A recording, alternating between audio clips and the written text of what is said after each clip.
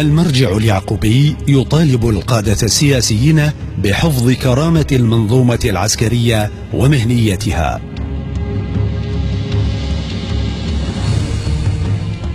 أثنى سماحة المرجع الديني الشيخ محمد اليعقوبي دام ظله على الانتصارات التي تحققها القوات المسلحة البطلة في عملية تحرير محافظة نينوى بقيادة عدد من الضباط الشجعان المهنيين الوطنيين،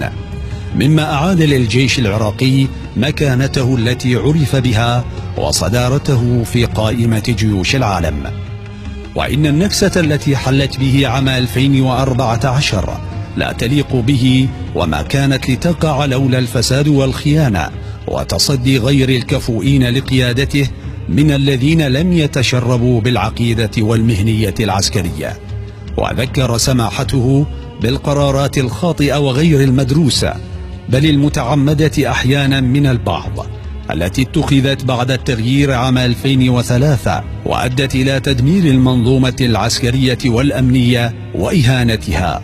مما فتح الباب واسعا لتدمير الدولة كلها، وأصبح البلد مرتعا للإرهاب وساحة مستباحة لكل من هب ودب، بعد أن سقط السور الحصين وغاب المحامي. ثم أكملت عملية التخريب بعدم مراعاة قواعد الخدمة العسكرية عند بناء المنظومة الجديدة، حتى أصبحت المناصب القيادية تباع بالأموال وتمنح وفق المحاصصات المقيتة والصفقات المتبادلة.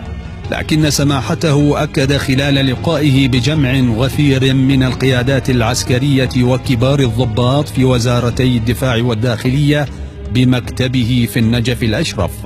أن الإنجازات الأخيرة وظهور نخبة من القادة الناجحين أثبتت إمكانية الإصلاح، وأن الأمل موجود ويمكن تعزيزه بوضع الشخص المناسب في المكان المناسب واعتماد أسلوب الثواب والعقاب، فيثاب المحسن في عمله ليكون حافزا للجميع على تحقيق النجاحات، ويعاقب المسيء ليكون رادعا لكل من تسول له نفسه الخيانة والتقصير والإهمال، كالذي حدث عند سقوط الموصل ولم يؤخذ بنتائج التحقيقات التي حددت الأسباب والمسؤولين. وحذر سماحته القيادات السياسية من اتخاذ قرارات لا تراعي كرامة العسكريين ولا تحفظ لهم حقوقهم أو تحرم الدولة من خبراتهم التي صرفت مبالغ ضخمة لتحصيلها وتسريحهم من دون الاستفادة منهم، أو رفع شأن فصائل مسلحة مرتبطة بأحزاب السلطة على حساب أضعاف المؤسسة العسكرية إلى حد الإهانة.